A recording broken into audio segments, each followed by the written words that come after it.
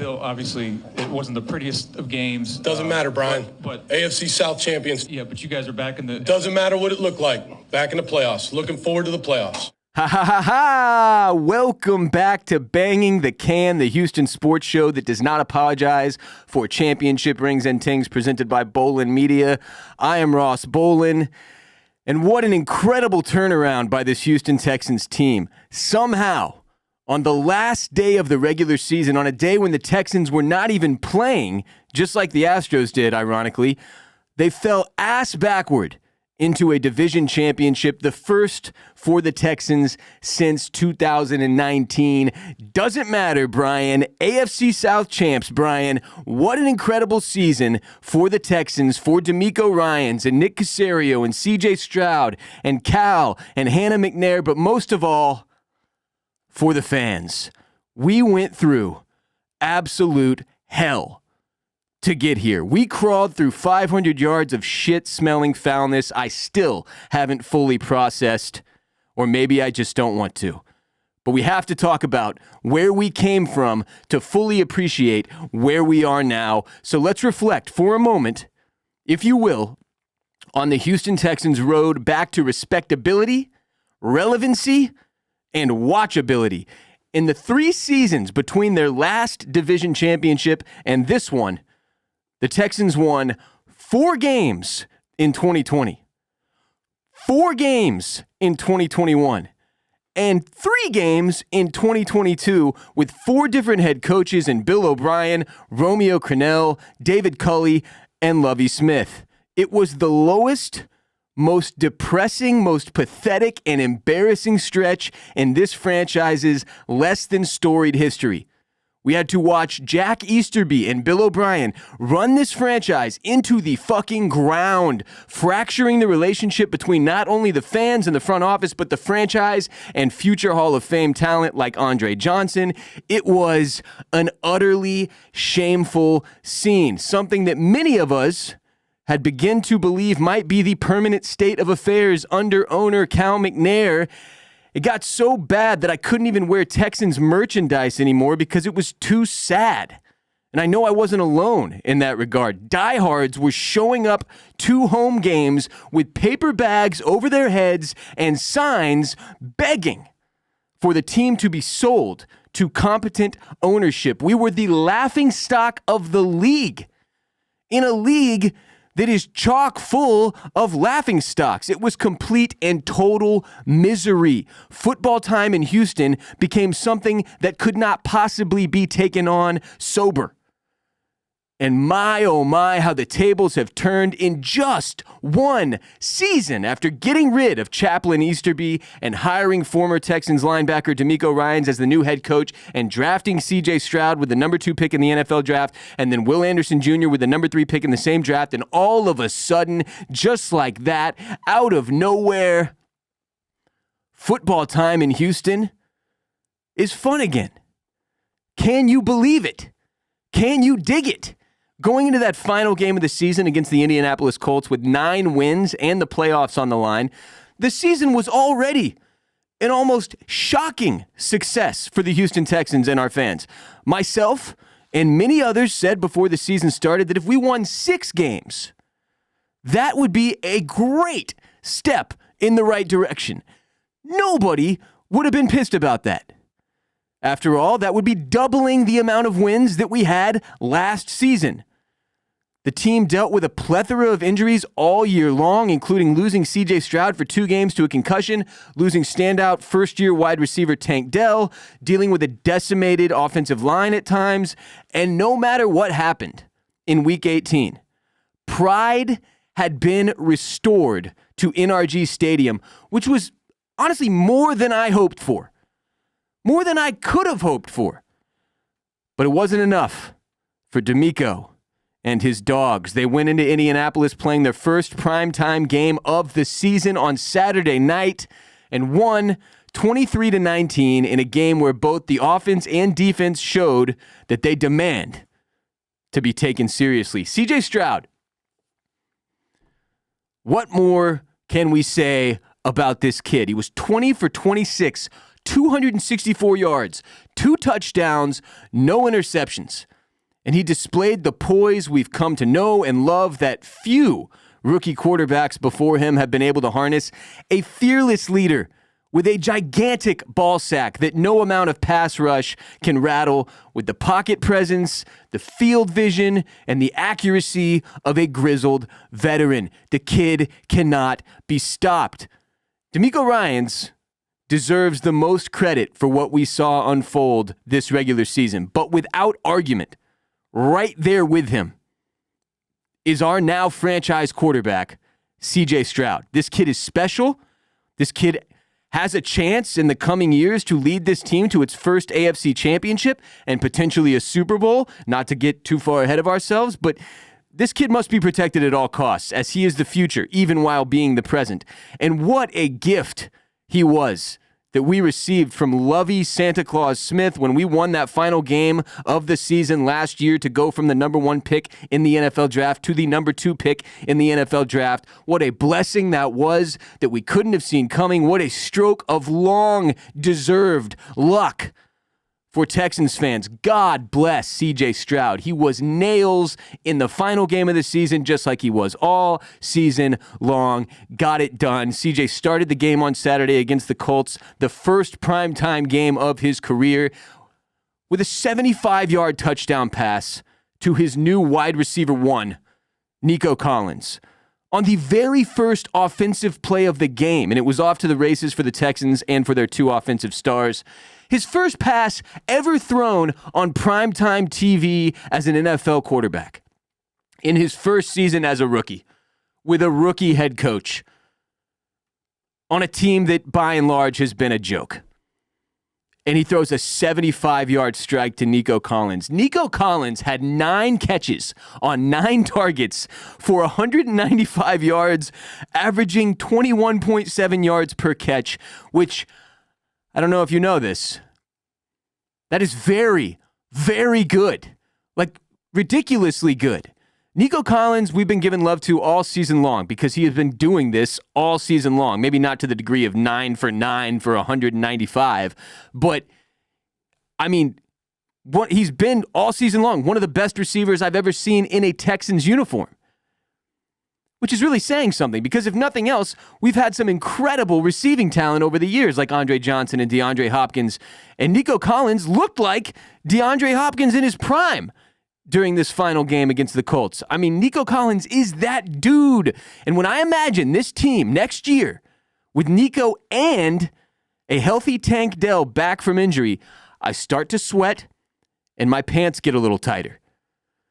Speaking of receivers, with Noah Brown and Robert Woods also out against the Colts, it was basically the Nico Collins show, which I'm not sure we'll be able to get away with against the Browns defense, so we will definitely need other guys like Dalton Schultz, Hutchinson, and Mechie, and really fucking anybody out there that is playing wide receiver to step up big time. Behind Nico's 195 yards receiving, we had Dalton Schultz with 42 yards, and then a bunch of dudes under 10 yards receiving, which is not exactly promising. It's not normally something I think you're going to be able to get away with, and we're going to need some other dudes to step up and shine during Wild Card Weekend.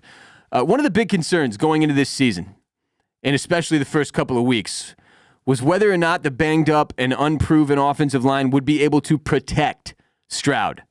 And the offensive line deserves a ton of credit.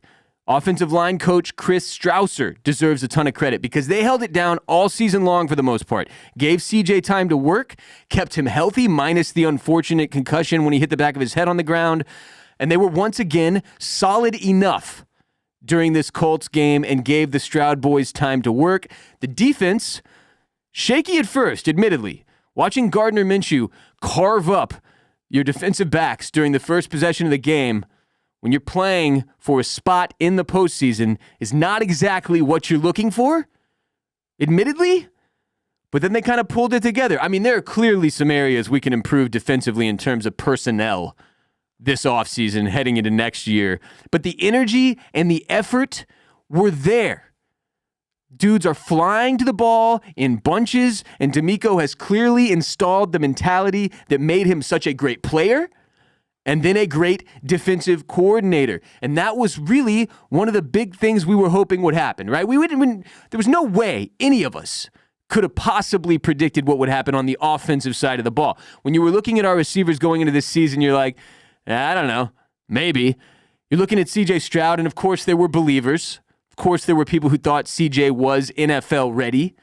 But you couldn't have known that he would have one of the best seasons that a rookie quarterback in the NFL has ever fucking had. You couldn't have known.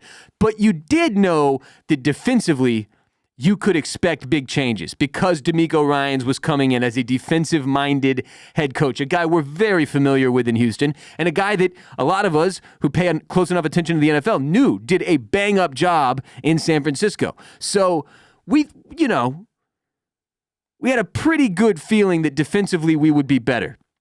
And it has been. I mean, it was enough to get the win that we needed this past weekend. And then fate took it from there between a dropped pass on the final Colts drive and then on Sunday, the Jacksonville Jaguars, with a chance to win the division and secure a playoff spot, falling to the Tennessee Titans. Somehow, some way, the Texans are once again AFC South champions and secured home field advantage during their first matchup of the playoffs during Wild Card Weekend against the Joe Flacco-led Cleveland Browns. I have completely forgiven the Titans for swagger-jacking the Oilers uniforms, and as a result of that win, I won't hate on them anymore. Do whatever you want. Take our old toys. Enjoy those. Thank you. Thank you for this. That was nice. I mean, like I said, look, we just covered some of the past 4 years in particular that we went through. And it was ugly, man. And everybody remembers when Matt Schaub turned into a pick-six machine back in the day when we were relatively competent compared to the rest of our franchise's existence.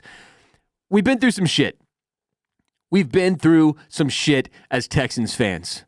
Not a lot of people around the league or fan bases take us very seriously. The AFC South on the whole has been a massive dumpster fire for quite a while. Like I said, a laughingstock is what the Texans became. And to catch a break like this, with the Jags losing to the Titans, who were playing for nothing, was not only predictable, by the way. I mean, you could kind of see it coming. You're like, Jacksonville does Jacksonville things. Again, AFC South team, right? And then the Titans playing for nothing, pressure's off. Just go out there and ball. And ball they did. And just like that, we won the division. I don't even know how to fucking... We had the same amount of wins as the Chiefs. They won the Super Bowl last year. We won 3 fucking football games last season, fam. 3. 1, 2, 3. That's how many games we won. It was pure misery. Awful. I dreaded Sunday. Like, it got to that point. Over that 3-season stretch, 2021, 22, it got to the point where I literally dreaded NFL Sunday because I knew it was going to cost me my sanity. It was going to bring me down, give me bad vibes going into the new week. What I say all last year on the podcast, just keep your expectations as low as you possibly can because it's the only way to be happy as a Texans fan. It was awful. It was awful. And look at us now. Look at us now. What a turn of events. What a turnaround season. It is football time in Houston. Today's episode is brought to you by Factor. And if you're like me, then you're either too busy, too tired, or too ineffective in the kitchen to worry about what's for dinner when you're just trying to relax at the end of the day and enjoy the sports ball on TV. That's where Factor comes in and takes care of everything. I just go to the fridge, I pick a Factor, I toss it in the microwave for 2 minutes, and bang!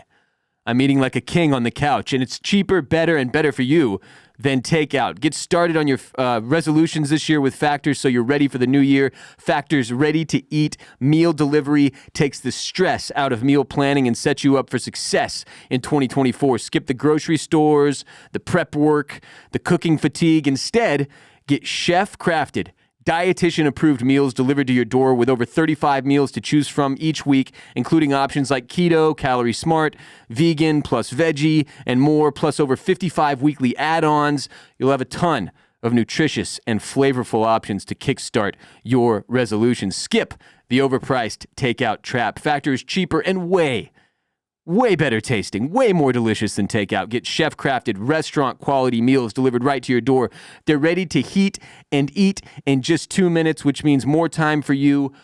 Fresh, never frozen. Forget frantic lunch preps and rush dinners. Factor's 2-minute meals are your secret weapon in the new year. Fuel up fast with restaurant-quality meals, all delivered right to your door.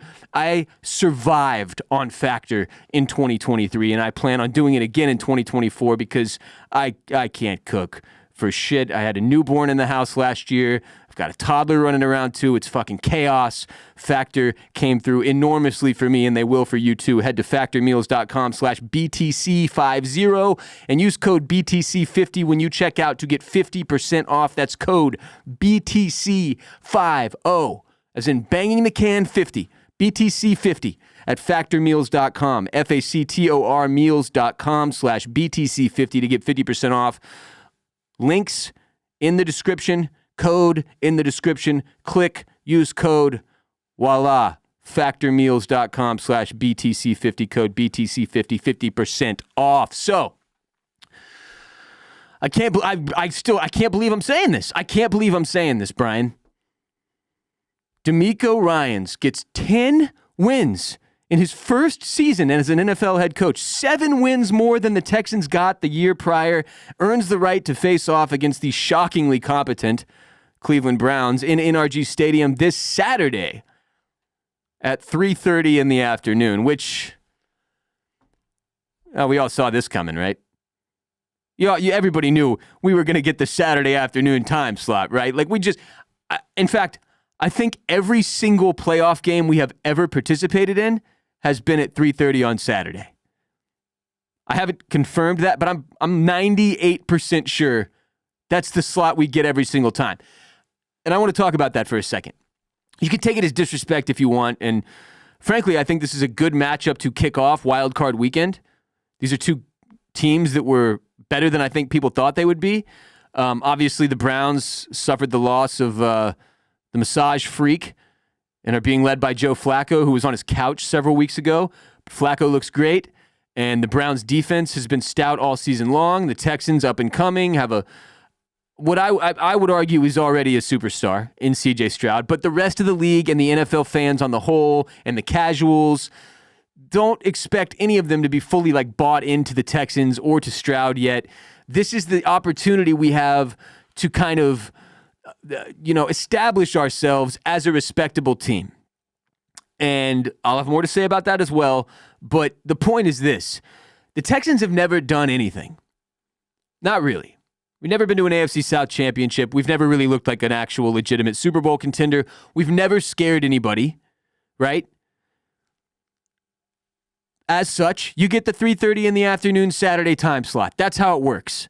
When your franchise doesn't have a bunch of history or notoriety or respect, you get the 3:30 in the afternoon time slot.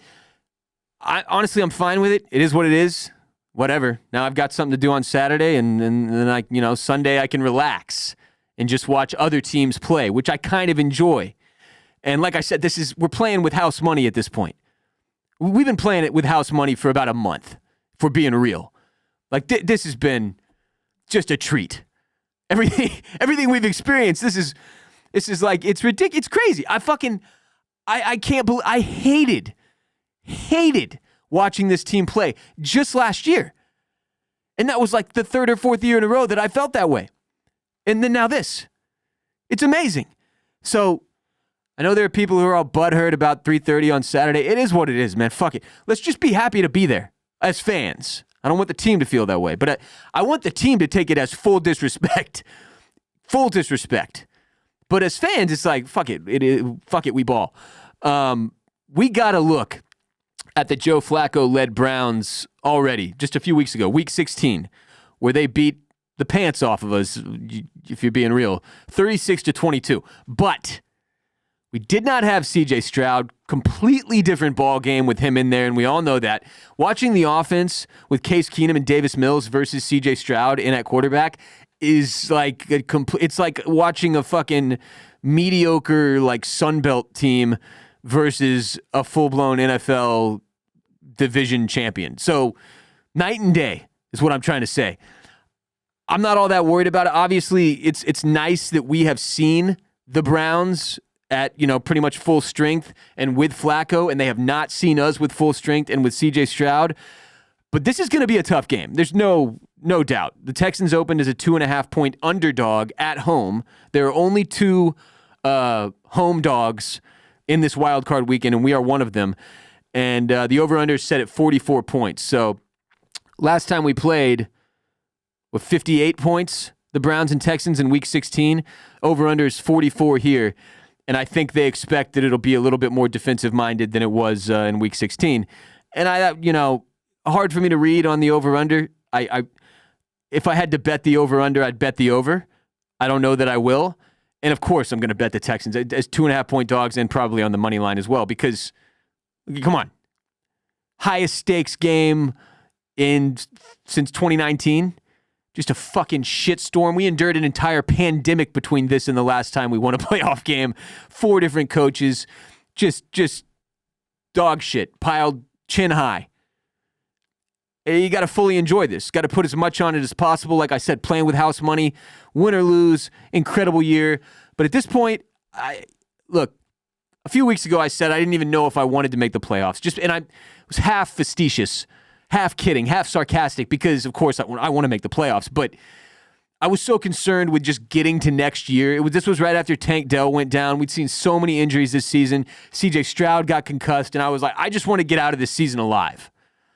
But now that we're here, I have to agree with C.J. Stroud. It's not about next year or the year after that. It's not about next week or the week after that. It's about now. Right now, we have an opportunity. Right now that we have earned, this team has earned, and you have to take advantage of it. You have to go out there and play like it's the last year you'll ever get to play, right? That's the attitude that the players clearly are going to have, that the coaches are clearly going to have.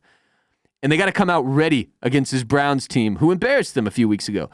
Another thing I like about this matchup is that it's really fucking hard to beat the same team twice in a season. It's really hard. It's really fucking hard to beat the same team twice in a month. And it was only a few weeks ago that we played them. So, this is very recent that these two teams have experienced each other. I think we will come out with a better game plan defensively to stop Joe Flacco. We have gotten healthier in this past month, in this past few weeks since we played them last. Got to imagine the defensive backs are going to do better than they did in that last matchup because that was brutal, man. We made Flacco look like prime Joe Flacco. We made Flacco look like a top 5 NFL QB currently. And you got to imagine that at some point, this Cinderella story with Flacco comes to an end, right? It's the Cleveland Browns, right? If there was another team that is as miserable and as much of a laughingstock as the Texans were during that 4-year stretch between 2019 and 2022, it's the Cleveland Browns. And they've done it on a much more historical level. Historically, the Browns shit the bed. That's what they do. It's built in to the franchise's brand. They're literally the Browns. So if you're going to have something, we've already had something crazy happen, won the division. If you're going to have something even crazier happen and go out there and get a playoff win, I could see it happening against the Browns. I could see it happening. I feel good about this. This was a special season. This team has a special feel to it in all the right places. Head coach, fucking love this guy. I would take a bullet for DeMeco Ryans at this point. The way he leads these dudes, his energy, fucking contagious. If you saw the post-game, if you haven't watched the post-game footage of the Texans celebrating in the locker room of DeMeco Ryans soaking it in the hallway, in the bowels of the stadium, you got to go watch it right now. It'll bring tears to you. You'll have a good old-fashioned sports cry on a Monday. And who doesn't want that? The dude, it felt like this, what we're experiencing now, it felt like this was all possible on the day they announced D'Amico as the new head coach, right? He strolls back into NRG, fucking everybody's stoked, fucking positivity for the first time in years. Like, it felt like this was possible eventually. Certainly, I don't think that many people would have expected it to happen year one. Then again, the AFC South being what it is, some people certainly expected it could happen year one. But what D'Amico has done, man, it's truly, truly impressive stuff. And like, it makes you so happy because all we've ever wanted was hope, right? It's what you want for your sports teams, right? You want hope. You want a chance. You want to feel like it's possible that they do something great. And with this guy, I can guarantee now safely that every season with D'Amico Ryans as the head coach, we have that. We have some degree of that no matter what the fuck else happens.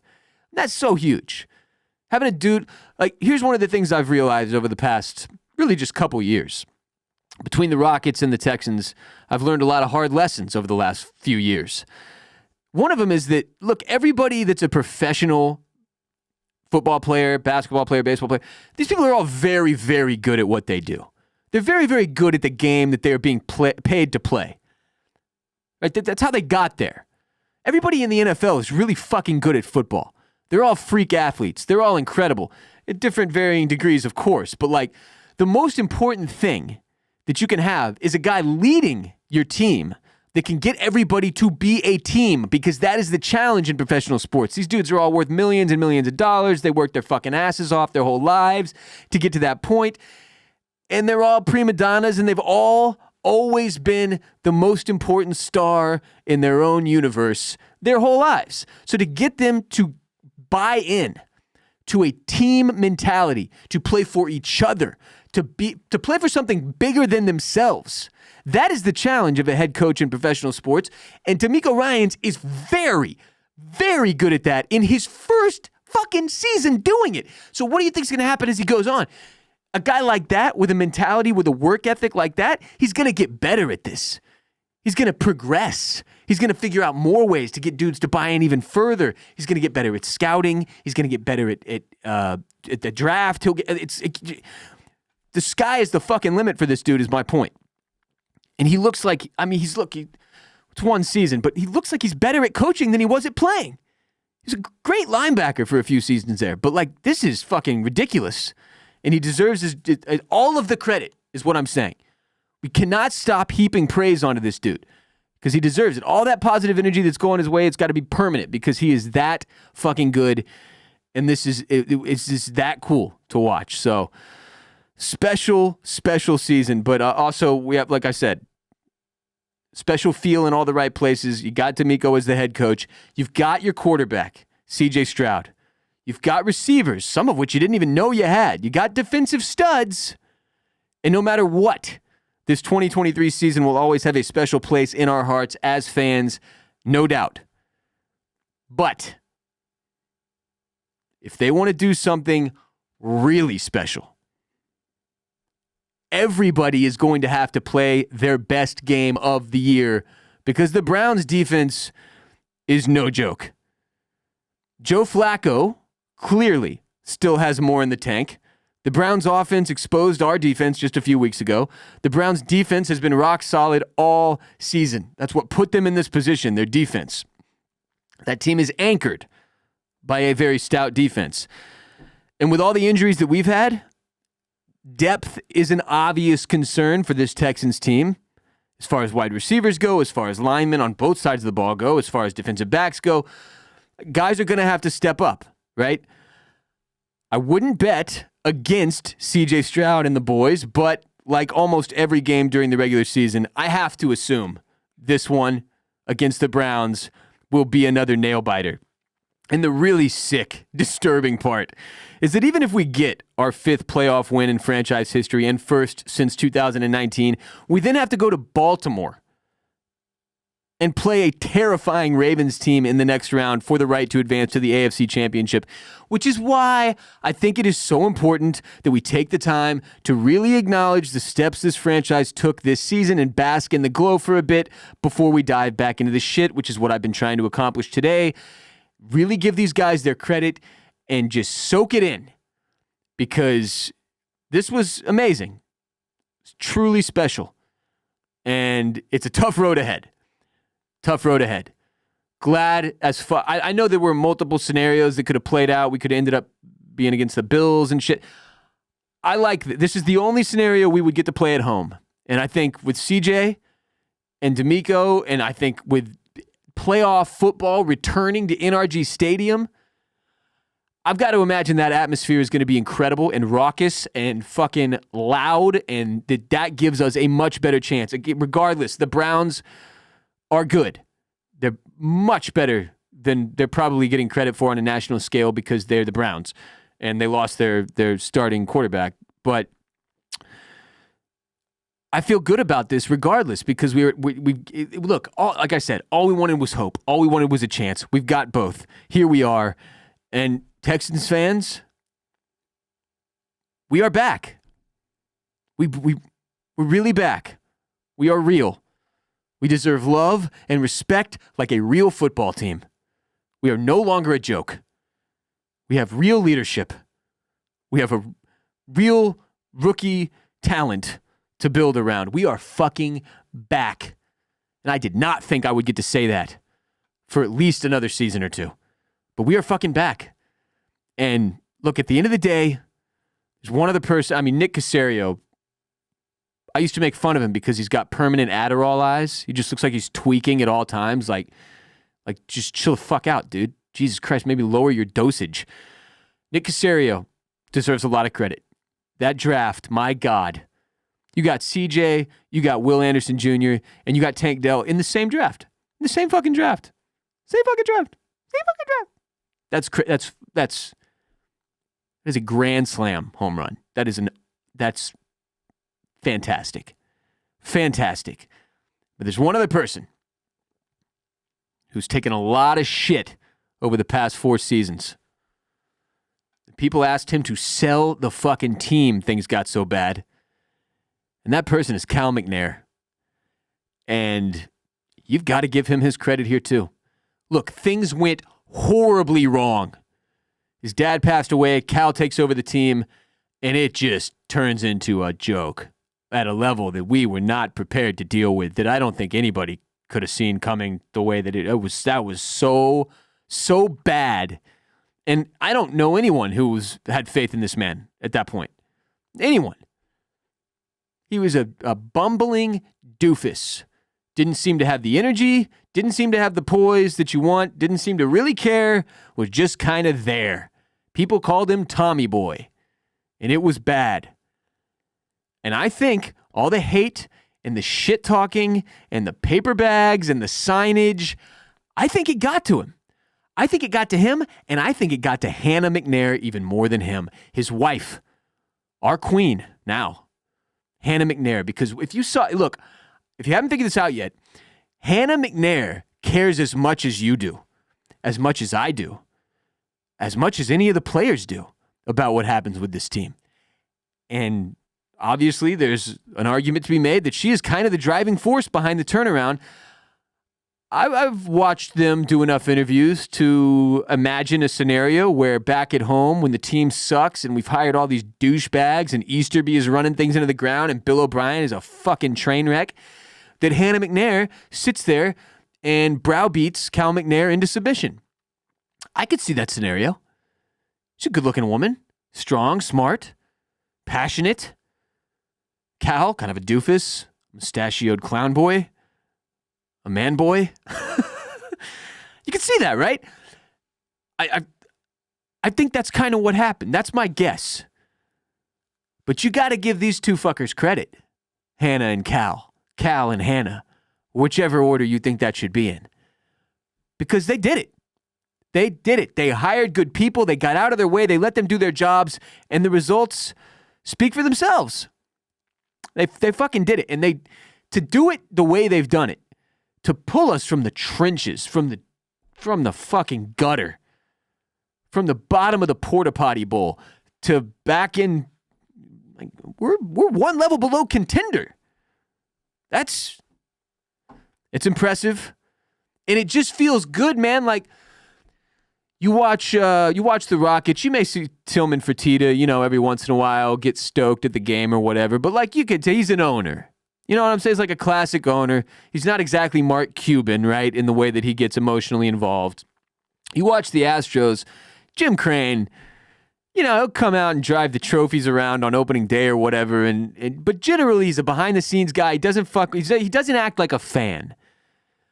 This is the first owner we've had in a while, if ever, that I mean, maybe not Cal, because I don't think he really has that type of energy.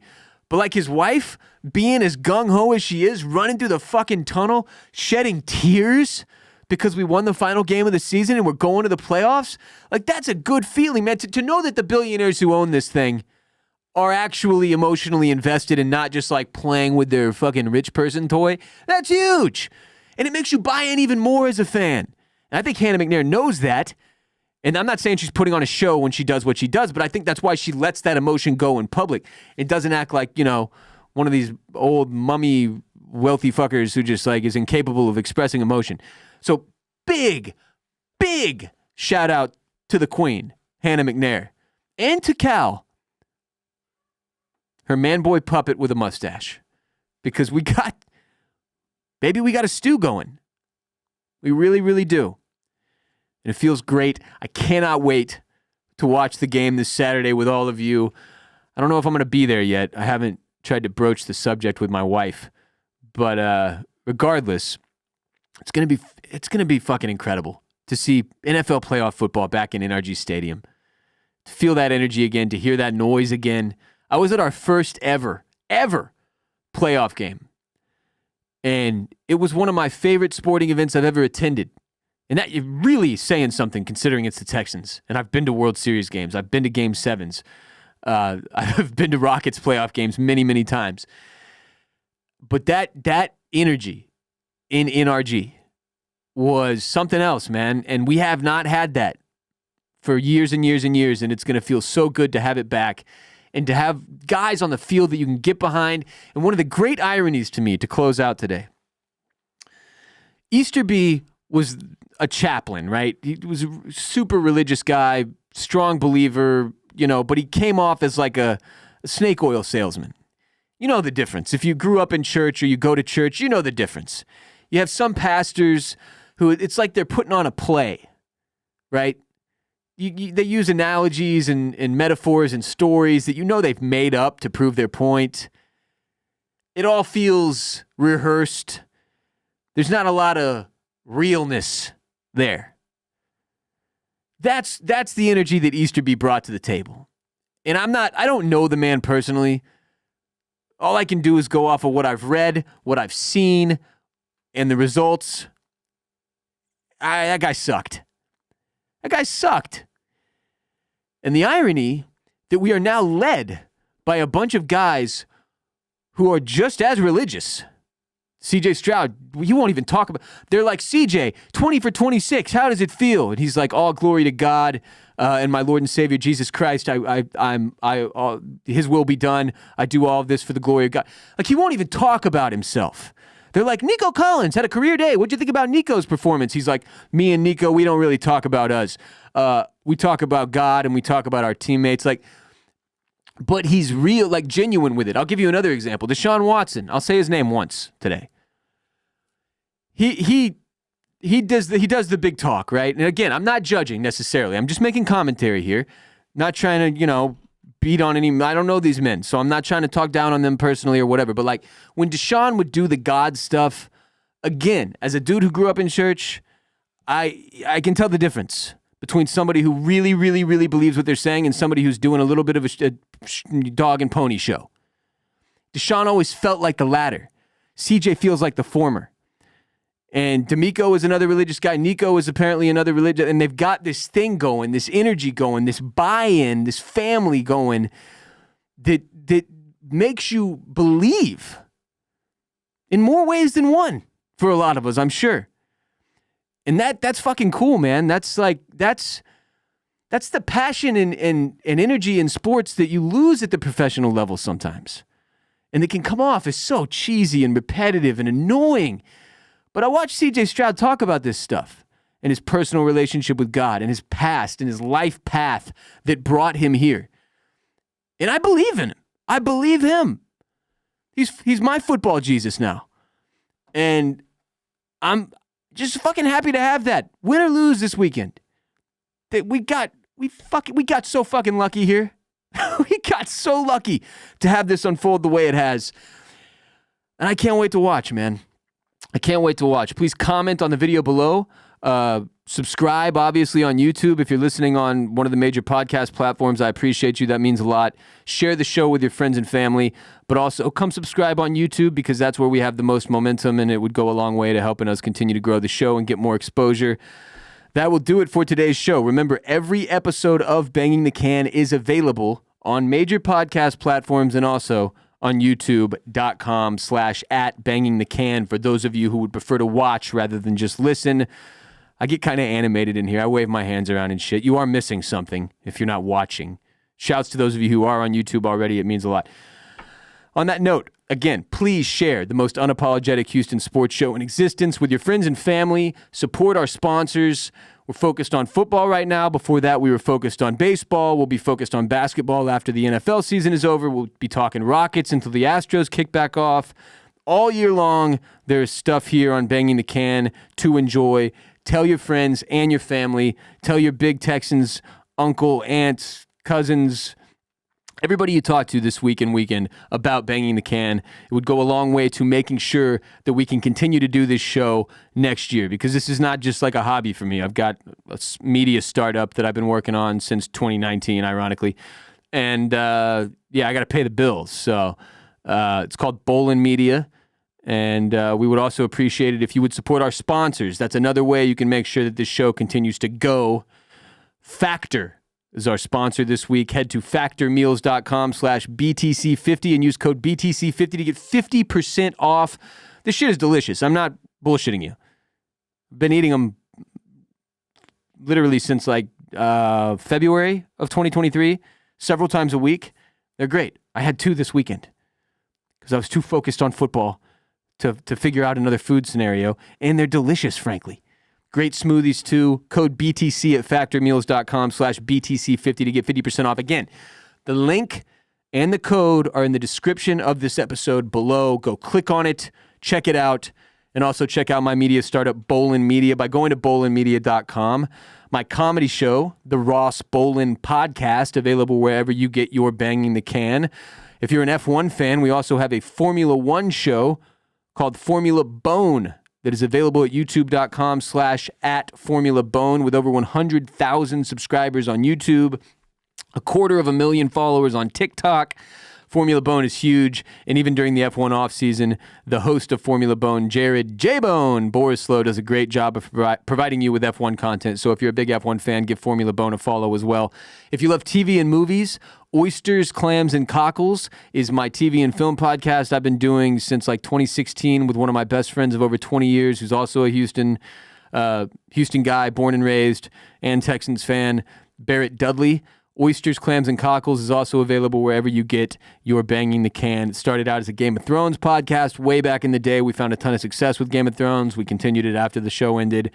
And that's the Bolen Media stuff. Follow us everywhere on social media, at Banging the Can on TikTok, at Banging the Can on Instagram, and X, formerly known as Twitter, as well. I usually live tweet stuff, or live X stuff on Twitter, at Banging the Can, when we're playing, when the Texans are playing, when the Rockets are playing, or whatever. I'm Ross Bolen. You can follow me at WRBolen, WRBOLEN on Twitter and Instagram. And I appreciate y'all so much for being here, for supporting the show, for watching, for listening, for sharing, for engaging with our social media, commenting, throwing shit up on your Instagram stories and whatnot. That helps so much. Please continue to do that. And I'll be back next week, hopefully talking about a win. I believe. Fucking Ted Lasso, baby. Until next time, H-Town, stay down.